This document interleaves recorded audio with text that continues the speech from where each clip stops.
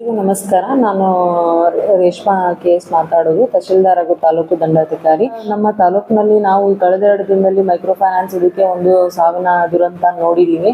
So ನಾನು ಈ ಬಗ್ಗೆ ಸಾಕಷ್ಟು ಸ್ಥಳಕ್ಕೆಲ್ಲ ಹೋಗಿ ನಾನು ನಮ್ಮ ಉಪವಿಭಾಗಾಧಿಕಾರಿಗಳು ಮತ್ತು ನಮ್ಮ DC ಅವರು ಸಹ ಅದ್ರ ಬಗ್ಗೆ ಇಮಿಡಿಯೇಟ್ ನೀವು ಅಡ್ರೆಸ್ ಮಾಡಬೇಕು ಅಂತೇಳಿ ನಾವು ಸ್ಪಾಟೆಲ್ಲ ವಿಸಿಟ್ ಮಾಡಿದ್ವಿ.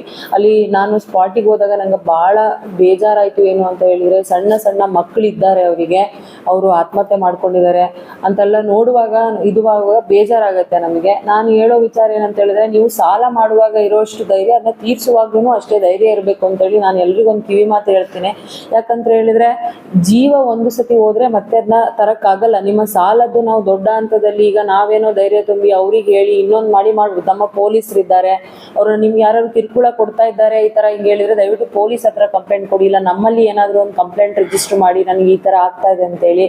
ದಯವಿಟ್ಟು ಯಾವುದೇ ರೀತಿಯಲ್ಲೂ ಹೆಣ್ಮಕ್ಳು ಈಗ ಸಂಘದಲ್ಲಿ ಸಾಲ ಮಾಡಿರ್ತೀರಾ, ಇನ್ನೊಂದ್ ಕಡೆ ಮಾಡಿರ್ತೀರಾ, ಅದನ್ನ ತೀರ್ಸ್ಲಿಕ್ಕೆ ಆಗೋದಿಲ್ಲ ಅಂತ ಕೂಡಲೇ ಈ ಒಂದು hasty ಡಿಸಿಷನ್ಗೆ ಬರಬೇಡಿ. ಯಾರು ಆತ್ಮಹತ್ಯೆ ಮಾಡ್ಕೊಳ್ಬಾರ್ದು, ಸ್ಟ್ರಾಂಗ್ ಆಗಿ ಇರಬೇಕು ಹೆಣ್ಮಕ್ಳು ಯಾವತ್ತೂ. ನಾವೇ ಯಾಕಂದ್ರೆ ಮನೆ ಒಂದು ಬುನಾದಿ ಆಗಿರ್ತೀವಿ.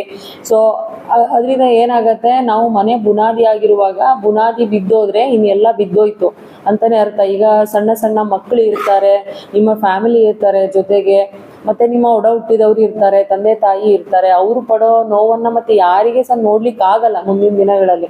ಅದಕ್ಕೋಸ್ಕರ ಹೆಣ್ಮಕ್ಳು ಯಾರೇ ಸಾಲ ಮಾಡಿದ್ರು, ಯಾವುದೇ ಸಂಘ ಇರ್ಬೋದು, ಇದು ಅದು ಪ್ರೈವೇಟು, ಇದು NRLM ಆ ಥರ ಅಂತಲ್ಲ, ಯಾವುದೇ ಸಂಘ ಆಗಿದ್ರು ಅವ್ರು ಬಂದು ತುಂಬಾ ಕಿರುಕುಳ ಕೊಡ್ತಾ ಇದಾರೆ ಅಂದ್ರೆ ದಯವಿಟ್ಟು ಪೊಲೀಸಲ್ಲಿ ಕಂಪ್ಲೇಂಟ್ ರಿಜಿಸ್ಟರ್ ಮಾಡಿ.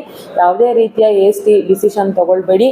ನಮ್ಮ ತಾಲೂಕು ಕಚೇರಿಯಲ್ಲಿಯೂ ಸಹ ನೀವು ನಿಮ್ಮ ಕಂಪ್ಲೇಂಟ್ ಅನ್ನ ಹೇಳ್ಬೋದು, ನಮ್ಗೆ ಈ ತರ ಆಗ್ತಾ ಇದೆ ಅಂತ. ನಾವು ಪೊಲೀಸ್ ಅವರಿಗೆ ಇಲ್ಲಿಂದ ಡೈರೆಕ್ಷನ್ಸ್ ಕೊಟ್ಟು ಅದೇನಿದೆ ಅದನ್ನ ಅಡ್ರೆಸ್ ಮಾಡ್ತೀವಿ. ದಯವಿಟ್ಟು ಯಾರು ಆತ್ಮಹತ್ಯೆ ಮಾಡ್ಕೊಳ್ಬಾರ್ದು ಅಂತೇಳಿ ನಾನು ತಮ್ಮಲ್ಲಿ ಕೋರ್ಕೊಳ್ತೀನಿ.